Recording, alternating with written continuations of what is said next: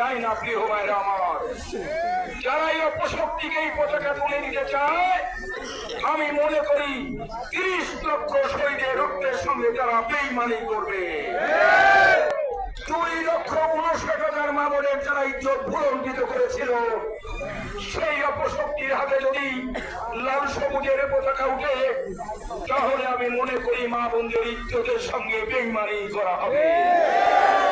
তাই উদাত্ত আহ্বান জানাই প্রিয় ভাইরা আমার, এবারকার যুদ্ধ ভোট যুদ্ধ স্বাধীনতার পক্ষে আর স্বাধীনতার বিপক্ষে। স্বাধীনতার পক্ষে থাকবেন তো?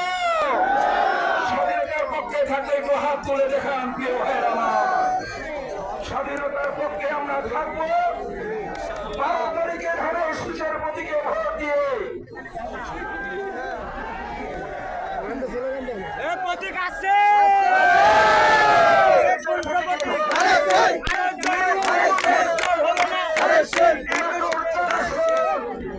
ধানের শীষের প্রার্থীকে, তারেক রহমানের প্রার্থীকে নিরঙ্কুশ ভোটের ব্যবধানে আপনারা বিজয়ী করবেন প্রিয় ভাই।